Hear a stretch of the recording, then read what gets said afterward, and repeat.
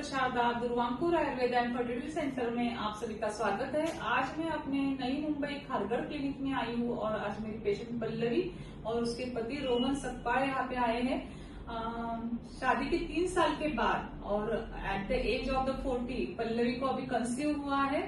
तो पल्लवी की जर्नी हम उसे पूछेंगे कि पल्लवी, आपने दुर्वांकुर आयुर्वेद में आने से पहले कहाँ पर ट्रीटमेंट दिया था और उन्होंने क्या बताया था आपको?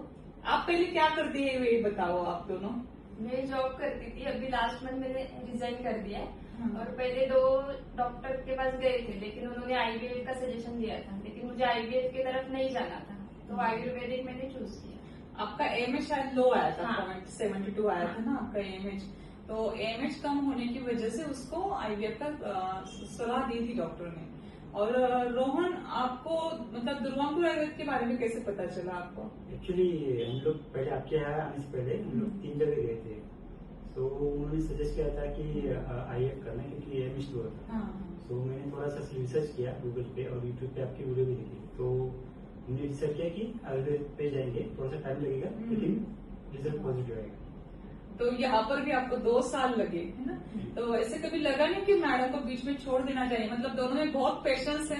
पेशेंट 6 महीने के बाद ही पूछना शुरू कर देते मैम कब रिजल्ट आएगा, कब आएगा, कब आएगा। लेकिन पल्लवी और रोहन ने कभी मुझे ऐसी तकलीफ नहीं दी, मतलब हैरेसमेंट नहीं किया मेरा भी कि आप रिजल्ट क्यों नहीं आ रहा है मैम। तो मैं भी देखती थी कि क्यों नहीं रिजल्ट आ रहा है। तो पल्लवी को फाइब्रॉइड भी था, इंट्राम्यूरल फाइब्रॉइड था। तो शायद मुझे लगा कि उसका एमएच बाद में बढ़ गया अपने पास। जब हमने अपना पंचकर्मा और उत्तर बस्ती किया तो उसके बाद उसका एमएच बढ़ा, फिर भी वो कंसीव नहीं हो रही थी। तो फिर मुझे लगा कि जो इंट्राम्यूरल फाइब्रॉइड है शायद वो ऑब्स्टेकल्स उसको आ रहा है। तो हमने उसका लैप्रोस्कोपी भी किया अहिल्या नगर के आपके हमारे प्रणव हॉस्पिटल में। लैप्रोस्कोपी में वो फाइब्रॉइड बहुत बड़ा हो चुका था, तो वो हमने निकाल दिया। फिर इन्फेक्शन था तो उसका भी ट्रीटमेंट हमने किया, क्योंकि आयुर्वेद में भी ऑपरेशंस बताए हुए हैं। दर्शन स्पर्शन प्रश्न, दर्शन यानी कि देखना, लैप्रोस्कोपी यानी कि देखना। कुछ भी बीमारी है तो वो देखना चाहिए।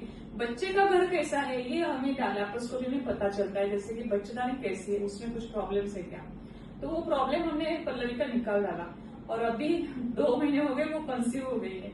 तो पल्लवी, मैं आपको पूछना चाहती हूँ कि जिस दिन आपका यूपीटी टेस्ट पॉजिटिव आया वो क्षण कैसा था आपके लिए? थोड़ा टेंशन भी था और हैप्पी भी थी। आपको लग ही नहीं रहा था कि मेरे लाइफ में आएगा ये क्षण, ऐसे लगा था आपको? ठीक है। तो रोहन, आप दूसरे लोगों को क्या सलाह दोगे आप दोनों में? यही कि आयुर्वेदिक अच्छा है लेकिन थोड़ा सा टाइम लेता है, लेकिन अच्छा है। हाँ, पेशेंस रखना चाहिए। हाँ, पेशेंस रखना चाहिए, ये तो और वो डाइट फॉलो करनी चाहिए।